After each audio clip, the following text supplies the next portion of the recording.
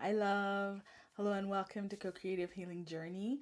My name is Greta. I am a healer, and this is Soul Messages, which is for the new theme that we are starting up within the ongoing healing process that I'm hosting here on the channel this week. And then the next week we are going to be working on soul awareness. So these are the first soul messages for that, and of course also the energy work linked to working those themes within the healing process will be available on my Patreon as of today. So check that out. And of course that energy work is to be repeated as much as possible, as often as possible, whenever you are getting into this part of the process. And so that being said, I have messages to share with you today from Spirit, and we're going to be using this deck, which is the Sacred Geometry Oracle Cards by Lon. And I'm having two things kind of crashing together at this time. First of all, phew, I got here. This video has been quite a while in the making. There was this and then this and that, and I was already thinking about it last week and so on and so forth. So there are a lot of elements coming together to make this video the way that it is, and I'm feeling the sense of like, whew, I made it here, but it's actually making it to the starting line, right? I haven't even finished it yet. So there's that feeling, that sentiment, which is part of the energy for this soul awareness and how it's going to be unfolding. And secondly, the second energy that I'm picking up on is a lot of knowledge and a lot of wisdom of what to do now that I'm here, because there's a very specific energy and I'm feeling that energy. And I also have been kind of unpacking it while I was getting ready, which is probably part of why it took the time that it took. But it definitely is energy that has to do with energy work and working the energy management, but of the self. And then there's also this dynamic coming in that has to do with the context, that has to do with collective energy, because I'm recording this in the beginning of July. And so I was thinking about it already last week, but that was June. That was a different time. That was a different season. That was a different energetic environment. It had to be July. It had to be, because I came into July, boy, that was a completely different energy. And you may have experienced the same. But in general, that's the feeling when you step it deeper into soul awareness, or at least deep enough into soul awareness. There is this point where it's like, oh, this is different. This is where it's at. Yeah, come a little bit closer. This is different. This is where it's at. And things just work differently and they make sense differently. And so Spirit wants to bring through some messages for that, about a deeper level of soul awareness that very much has this high priestess kind of energy in the tarot, which is knowing the seasons and knowing those energy dynamics from a higher level, from that bigger picture level, and then working them consciously. So we have here 4 cards. And we have got root chakra. We have got alchemy. Okay. We've got conception. Okay. And we've got miracle. All right. I feel like it's a maybe there's a continuation, 1 2 3 4, and so there are different steps. It's like Spirit is bringing through a different method for energy management in these times, in these new times, where your energy is just not going to work the way that it used to. So let's get right to it. First and foremost, boom, new times, new energy. We have got the root chakra, and it says the frequency of the root chakra, the red flower of life, stimulates passion and supports our sense of security on this physical plane, both in our bodies as well as in the physical world. And that immediately speaks to me about, I was surprised when I saw it, because I was like, soul awareness and we're in the root chakra. Exactly. This is the new playground. This is the new battleground also when it comes to spiritual warfare. But it's definitely the new space for soul growth and soul evolution at this time. So that's step one of soul awareness and the energy dynamics. Know where you are. Know where you are, know where you are not anymore. Know where you're going to need to put your energy the most, your focus the most, and know where you're going to meet the most growth and the most evolution, because this is the new playground at a collective level, and especially for those of you who are in alignment with this process of soul growth and soul evolution, right? With this healing process, this is the new playground. This is where your focus needs to be. And so again, if you're putting your time, if you're putting your energy somewhere else, you're not going to be in alignment with the soul growth and evolution that is intended for you at this moment from within you, and also at a higher cosmic level. And so, of course, you're going to meet more challenges, more strain, more resistance. I'm being shown friction in the sense of physics, right? You're trying to go into one direction and then it's pushing against. It's friction, it's resistance. It's like the whole universe is going to go, no, no, no, no, you're not supposed to be here. Go back there, be here. And so, in the same way, when you are in the right playground, when you are on the right battleground, especially if there is spiritual warfare that needs to be waged, if you are showing up and you are present and you're putting your energy and your time into the right things, the right people, the right places, the right projects, the right dynamics, the right interests, the right priorities, the right focus, all of those things, if you're putting your energy into that, the right thoughts, the right emotions, the right actions, the right outcomes, and right being aligned, of course, right? If you're putting your energy into that, then you will have the abundance, you will have the growth, you will have the evolution, you'll have, first and foremost, this sense of righteousness, of being right with yourself. Again, that notion of right embodied as you. I'm doing the right thing. I'm being the way that I'm supposed to be, the way that it is my purpose to be, the way that fulfills me, that nurtures me, that resonates with me, the way that is coming through as the way that justifies me. This is why I exist. This is why I'm alive. This is it. It's justifying. And it's like this moment when I stepped into making this video, that's that kind of energy where, oh, I was moving towards this. I was building up to this when I was doing this and that and all the things in the background. And when I put it off from last week to this week, I was preparing, co-creating this moment. And when I step into it, oh, yay, it's the right one. It's the right alignment. There's that resonance from within, and there's the ability, therefore, to recognize, okay, something important is going on. Let's pay attention. So, step one, know where you are and know where you need to be, know what's right for you, really set and recognize the alignment, right? Step two, alchemy. I love this, right? It's just the best. So it says, the frequency of alchemy activates our magical ability and remembrance of the magic that we all hold inside. Each one of us has the potential to access the ancient knowledge that allowed the true alchemist to perform the miracles of transmutation. Now, of course, the true alchemist at a basic level is the soul. The soul is that alchemical being in its essence and archetypally, right? So even when they were writing, like the alchemist this and the philosopher's stone, all of those things were symbolic in nature, and the fundamental alchemist is the soul, is the self. So that being said, in this instance, it's very, very much true. And the notion of alchemy is about bridging different realms. Because we're talking about the root chakra, we are talking about the everyday self, the everyday realm, right? Right now I'm recording and I am in alignment doing what I need to be doing. And there's a dog outside that's barking because I have a neighbor and my neighbor has a dog and my neighbor's dog uh, and we have this interesting relationship. And so this happens while I'm in my alignment.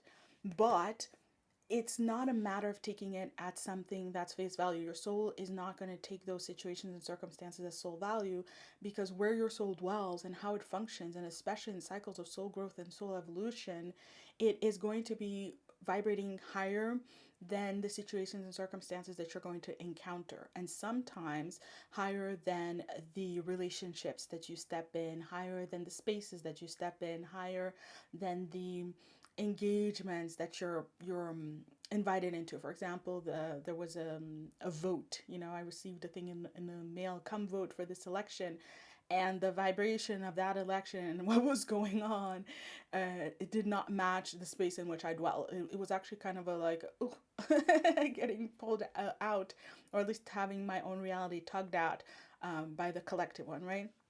So it's those kinds of things, and it's a matter of taking it for granted. It's just going to be that way. There are going to be very aligned situations and circumstances that you step into, but the alignment is energetic, and the earthly material dynamics and circumstances are not. And so there's going to be discrepancy, but that discrepancy is not about stepping out like, okay, let me pause, let me stop the video, let me opt out, let me get back to bed, let me not work anymore, right? It's not that. It's a matter of alchemizing. Oh, it's part of the video, let me take it into the video, let me use it as alchemical fodder, an alchemical element within my process of creating my reality, of creating my outcomes, of creating my moments, of creating my experience. And of course, of doing that consciously, right? And that's the high frequency. Those conscious choices to take things in over and over and over again, to work with them, to alchemize them, is how we develop greater soul awareness, by perceiving reality in this way. But it's also how we increase the frequency, so that it's wonderful to be at that vibration. And we've had huge vibrational shifts in the last couple of weeks, months, whenever you're watching this. There's been vibrational shifts in your past, but the frequency and creating the high frequency, maintaining it, continuing it on, and of course raising that frequency as you go along, if that's appropriate, that is how we leverage it, how we leverage the vibration, and also how we ground it and make it our ongoing experience and part of our ongoing reality. So alchemy is very much talking about making those conscious choices as you move forward. And spirit is saying, don't shy away. Don't shy away from considering every single situation and circumstance as something that is malleable, something that you can, okay, that's interesting, something that you can work and navigate for your own purposes, for your own outcomes, for your own way, for your own experiences. Now, it's obviously it's my camera game in the grander scheme of things, but it's also, yeah, it's like something that is, it's something that is, what's the word? It's an emerging thing. So emergence theory, for example, is when you have something like an organization or a project or a cause, and you cannot plot immediately how it's going to go, how it's going to evolve. It's something that is going to grow and evolve on its own over time.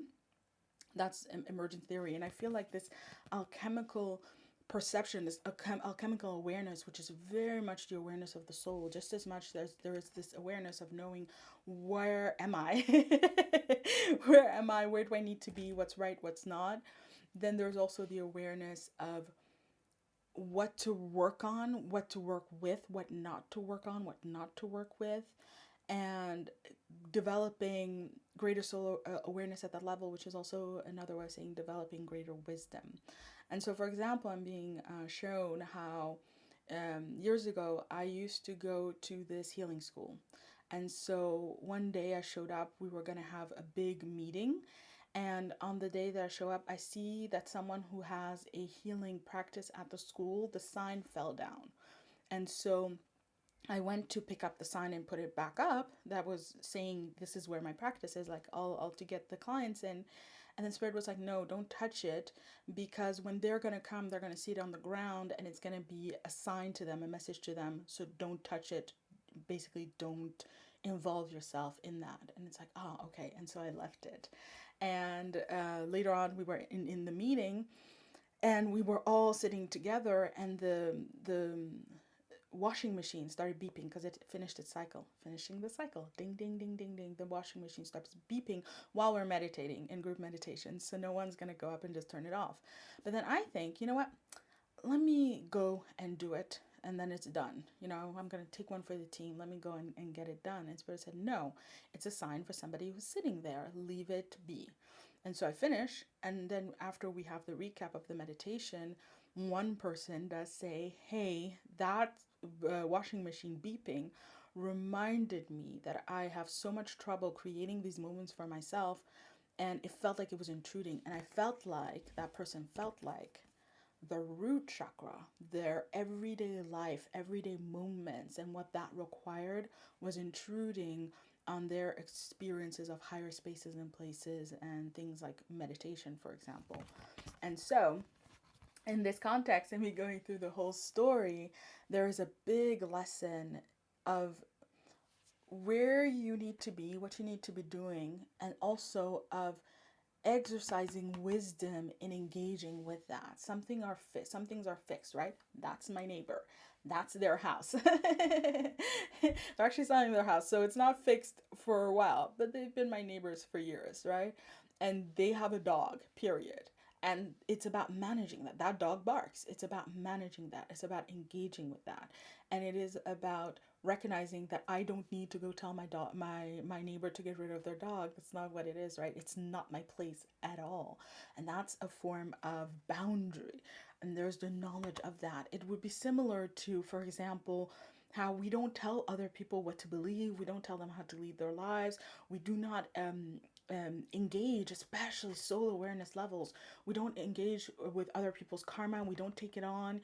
We don't try to make it easier on them. We don't try to have them, have karma shortcuts or any of those things. It's part of the soul awareness and budding soul awareness to be able to recognize these deeper underlying energetic dynamics and not get caught up in them, right? In a dysfunctional way, in a toxic way, in a harmful way to ourselves or others, but also in an unproductive kind of way, because of course we know that when go into karma in a way that we're not supposed to, there is that feedback. It comes back towards us, right? And not from malicious reasons, but just as feedback, literally, that, oh, this is not the thing to do, okay, let me desist. Let me not get involved in this, let me not pick up that sign, right? If I picked up the sign, how does that energy come back to me? If I go up and turn off the washing machine because I want to be, goody goody, take one for the team, how does that come back to me? And so it's those kinds of deeper, beneficial insights that we're talking about. Last week, yeah, here on the channel, those deeper beneficial insights. Soul awareness gives us the ability to put them into work and to apply them in ways that are conscious, in ways that are wise, and in ways that are gainful, beneficial, literally, for us, but also for others, that whole highest good of all thing, to have that apply always at the level of soul awareness.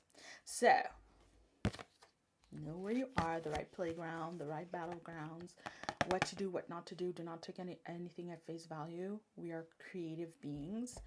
So that being said, we're going to move on to conception. And then conception makes things fall down. So there's an element of breaking things up, breaking up the status quo and going into something new. So conception says the frequency of conception invites us to bring our consciousness to our origin, the place where everything in creation begins.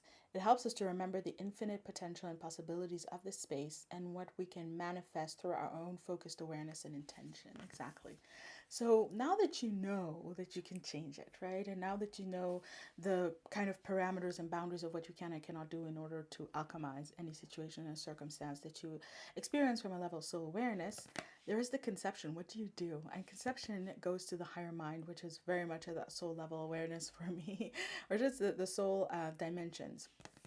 So the higher mind, conception. And this card about conception is talking about going back to our origin. And our origin is spirit. Our origin is love. Our origin is higher truth and oneness, unity, right? All of those things that really are different facets of the same things.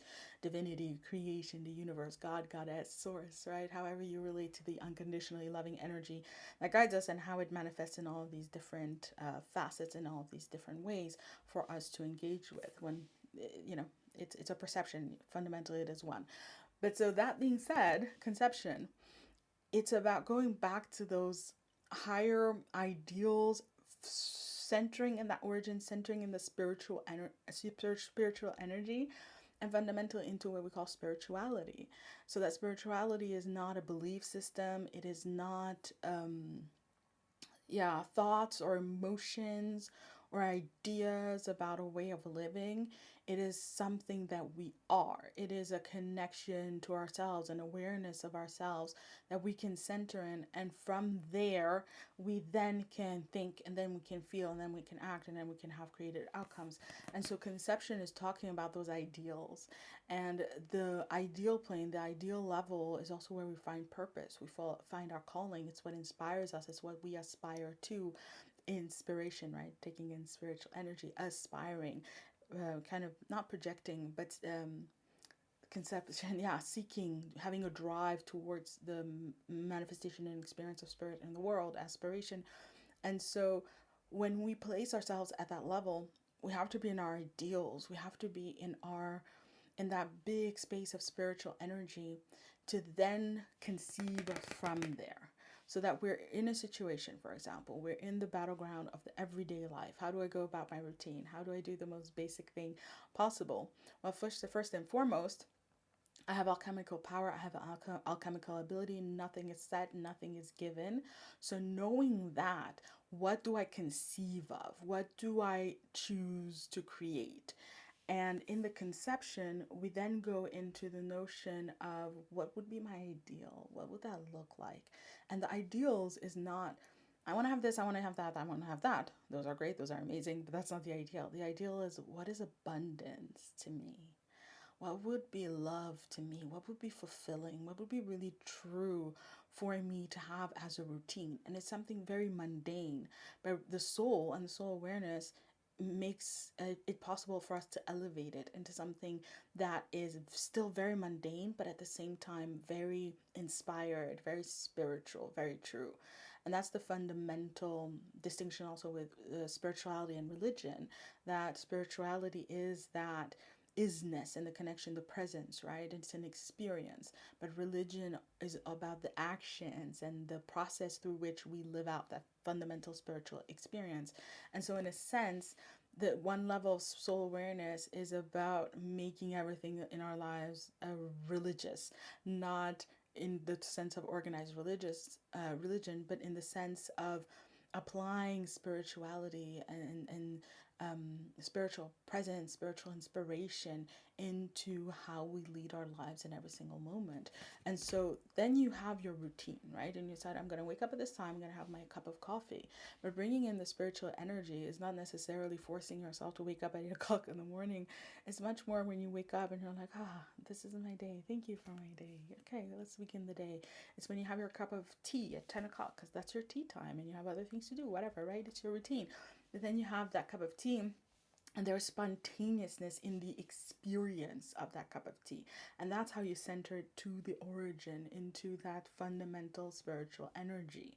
And so your routine, which is something mundane, something basic, doesn't dry you out. It doesn't become something difficult, stressful, because it's religious and it therefore is a form of worship to a higher energy, and it connects you to that higher energy in that you can live it out spontaneously day after day after day, even if you're doing the same thing over and over and over and over. That is an experience you can have when you are conceiving of the experience from the higher spiritual level and perspective. One fundamental, easy, straightforward example of this is unconditional love. When we love someone with unconditional love, they are an endless fountain of surprise to us, right? We really enjoy them, we really like them, because there's no control over who this person is and how they show up and what they do and what they can do or can't do. That's up to them, right? We have our boundaries, we have our own threshold and our own awareness of where we stand, our integrity, our authenticity, all of that stuff, and we manage the interaction. But this person is free, they are loved unconditionally, right? And so there's great spontaneity in that. There's automatic renewal. No conversation is the same, no experience is the same, and so on and so forth. So it's that kind of level, but it's the kind of relating that can only happen when it is centered in that higher spiritual principle. Yay! So finally, we've got miracle. I love that. And I feel like this is the outcome. And master number 33 is in the house. And so it says, the frequency of miracle supports our belief in ourselves as a part of source, and therefore our belief that anything is possible. Beautiful. Outcome. Stage 4, you're going to become a miracle worker. And a miracle worker in the sense that, miracles are things that we experience that defy our common sense or defy our understanding of how things work, can happen, how things are connected, of what is possible, what is not possible. And so the outcome of this kind of level of soul awareness is that because you're working in an alchemical process, you can arrive at outcomes that are miraculous, not directly intended necessarily because they are co-created. And so there's the core. I feel like here, this would be your intention, But then there's everything else and how those things are going to work together. And now you know what playground it is. You know what battlefield it is. You know what you can and cannot do. You know how to have those energy flows. You have your conception of an ideal. But the ideal being abundance, right? I'm going to experience abundance in how I set up my routine every single day. And then the miracles start coming in. And there's an abundance of time. There's an abundance of happiness and joy. There's, maybe you set up your routine and then you find out that your neighbor has a similar routine, and then you start hanging out and you become best friends and those kinds of things. There are miracles, things that you could not imagine, that could spring into being, basically essentially because you create space for them. You create aligned space for them because you are in your alignment, and so you are allowing everything in your life to match you, to come into, yeah, you're the center, there you go, your central intention of something spiritual, essentially, of abundance, of love, of truth. Your inspirations and aspirations stand there at the center. And so, because they're there, then something very true and very honorable and very rewarding then come into being in relation to you, in accordance to you and who you are and how you are embodying your truth in this instance, and then in general in your life, right? It becomes your whole life. And the aspect of miracle is really being emphasized because it gives spirit so much leeway, so much space, so much initiative also to show up, and not to show up in this little box that we've created. It has to be like this and like that, and if it's like that, there's space, there's availability, and through that availability, spirit makes itself known. And when spirit makes itself known with a massive amount of freedom, of free space being given over, being allowed, then miracles are co-created, essentially. And so, my love, those were the messages that I have for you here and now. To close off, Spirit just wants to let you know that this is something that is available to you at this time in your life. Wherever you are, Spirit is going to meet you, right? So however much you've been on these steps, step 1, step 2, step 3, step 4, Spirit is going to meet you and help you to grow and evolve. This is, I feel like, a direction for a longer period of time. So it's not something, one shot here and now, it's done. I've developed soul awareness. It's a continuum. It's a continuum. Sometimes you go back to stage 1 and stage 3 and so on. It's just it's an evolving thing. It's an emergent practice, and it is here and available for you at this time in your life. And so, those were the messages that I have for you here and now. Thank you so much for being here, for bringing your energy. I highly appreciate it. Sending you lots of love, wishing you all the best. And do check out the energy work in the healing space if you are participating in the process. It is one of my best ones yet, if I do say so myself. Lots of love, wishing you all the best, and I'll be seeing you around. Bye!